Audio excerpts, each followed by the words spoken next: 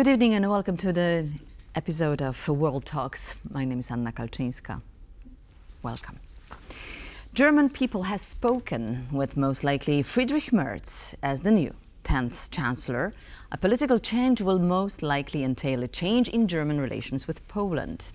The leader of the Christian Democrats already spoke of a possible visit to Warsaw. So is it an opportunity for Poland to be part of a stronger European engine? What impact will the shift in German politics have on the transatlantic relations? And how might Merz's stated desire for independence from the United States affect Polish-German relations? I'm delighted to be joined by Andrzej Byrt, former ambassador to Paris and Berlin. Good evening, Mr. Ambassador. Good evening. So, we observe a cleavage between the US and Europe on getting to the negotiation table and actually on the terms of the ceasefire seems to be more and more visible. So with the latest more hawkish stances by Friedrich Merz, where do you see Germany in this very strange European jigsaw? Well, the third things Merz will be facing is the creation of the coalition.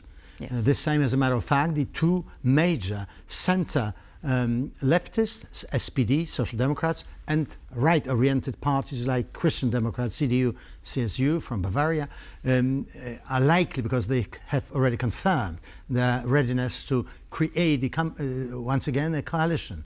In the history, quite a long history of the Federal Republic of Germany, before the reunification afterwards, such a so-called Great Coalition, the two forces, Christian Democrats and Social Democrats, have already reigned or created their coalition 4 times, and 3 times under Angela Merkel.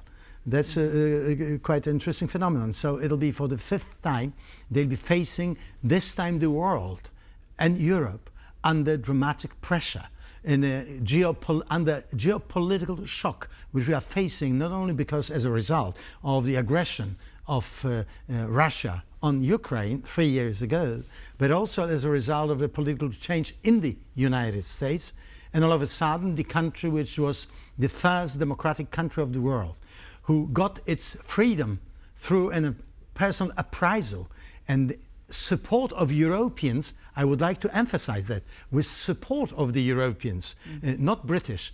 They were fighting against British, but they were helped by French, German and Polish. If you look at the so famous Lafayette Square, where now sits President Trump together with French President Macron, you've got a square which is called Lafayette because of the name of Marquise Lafayette, who brought 6,000 French soldiers to fight against Brits. Then, during the great American Revolutionary War, 1775, 1783, that was more or less when Poland was ending its sovereign existence. They were fighting for themselves. But that seems a very distant history today. Yes, but he should look, President Trump, it's enough if he looks through the window of his old White House, because Lafayette Square is on the opposite side of the Pennsylvania Avenue, the main axe of Washington, and you have 5 figures, President Jackson in the middle, and then Lafayette, the French one, Marquis de Rochambeau, another general, French general, and then one German, von Steuber, who saved George Washington when he had to retreat under the impact of Brits, and the 4th person European is Tadeusz Kościuszko.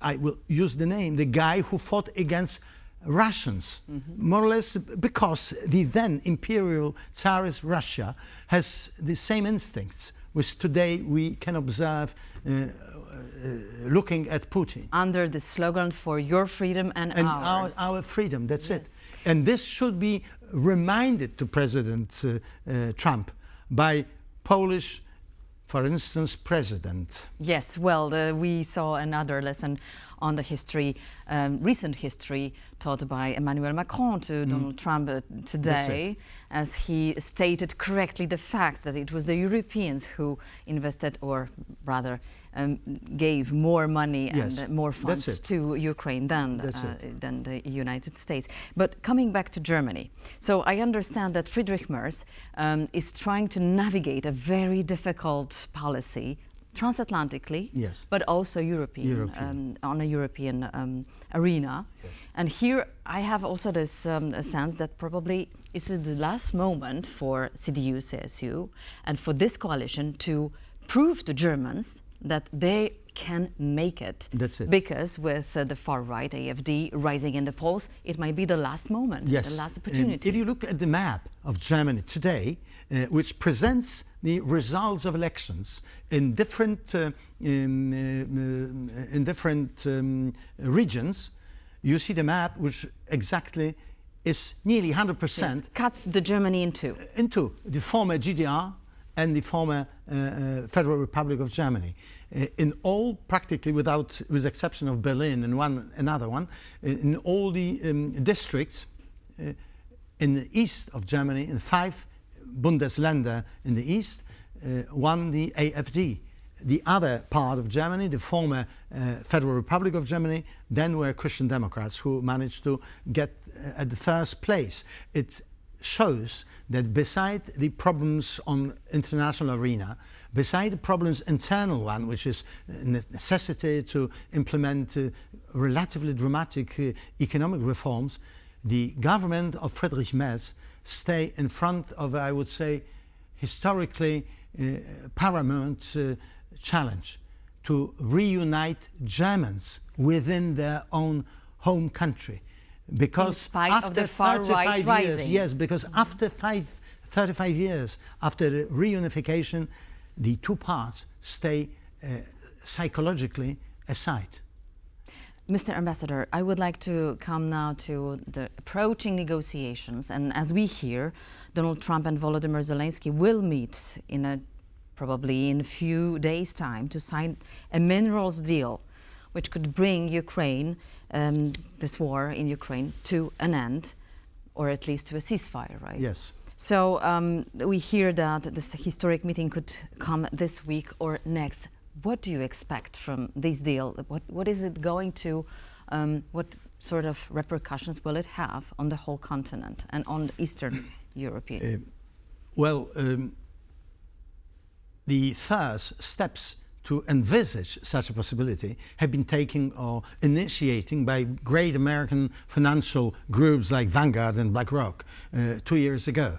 So on a preliminary basis, Ukrainians have had a chance to at least scrutinize in which direction Americans will try to push these negotiations. But as we remember, what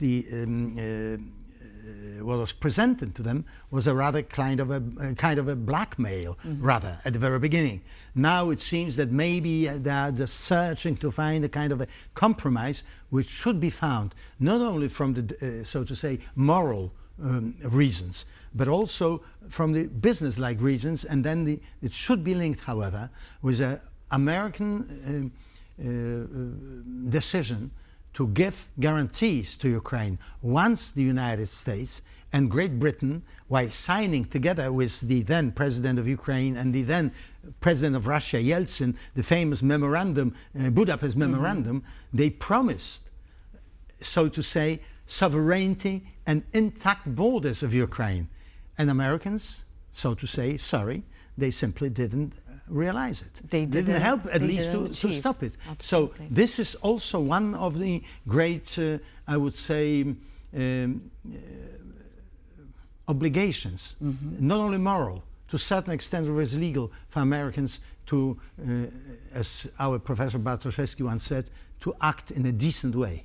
Decent way, well, but we observe everything but the morals here. Yes. On this theater right now. We remember Volodymyr Zelensky saying that any security guarantees will not be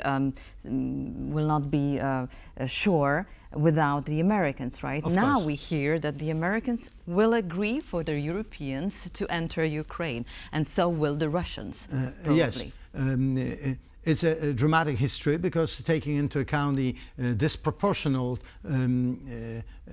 overwhelming even equipment Russians dispose of, namely nuclear weapons, Americans should, however, guarantee Europeans, even if they decide to take this task on their back, should get the American surveillance from the so cosmic level. It concerns the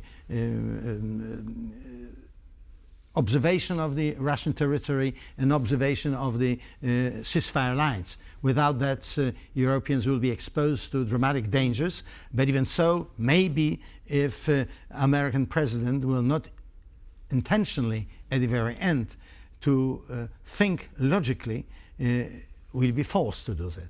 We have seen today a very strong presence of European leaders, those concerned and willing to participate somehow in the process of peace talkings in Ukraine. They gathered in Kiev. But we also hear from Friedrich Merz that he wants a more independent policy vis-à-vis United States. So what do you think that may look like? What could that mean? Yes, I would say that this statement... Will he engage more, for instance, in defense building here in... Well, I'm sure that he will, in this respect, will probably much better collaborate or cooperate with Polish politicians, particularly with our Prime Minister, because both countries and the same fraction, leaders of both countries in the same fraction in the European Parliament.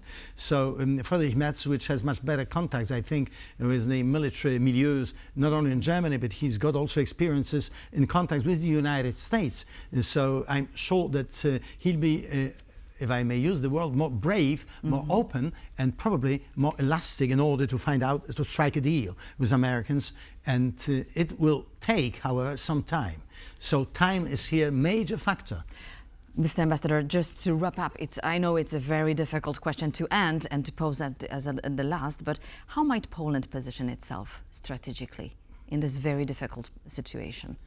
Poland, as a matter of fact, has already done so. We, through our attitudes at the very beginning of the war, by the attitudes of Poles, but also of different government institutions, and then by our military help. But at that time, US was our main ally. Yes, at that time, yes. Now, the new president has a different view on this sort of cooperation. Also, the rejection of the vote today in the United Nations is not a very optimistic side. But I think, however, then the sound reasoning will eventually prevail also in the United States. If President of the United States will show the world that he's not a reliable partner, he will feel immediately the consequences in the Pacific area. China will learn from this defeat of the United States if they don't take a courageous and brave, and I would say democratic attitudes the ancestors of Donald Trump took when they decided to fight for the independence of America. So as usually, time will tell. This is the lesson? Unfortunately, yes. That's the time. We can crisscross our fingers, hoping that, as I said, the logical and pragmatic approach will prevail also in the government of the United States. Thank you so much. Andrzej Byrt, former ambassador to Berlin and to Paris, was our guest tonight. Thank you so much for your expertise and sharing your thoughts with us. Thank you. Thank you very much for watching World Talks. Please stay tuned to TVP World for more commentary and news.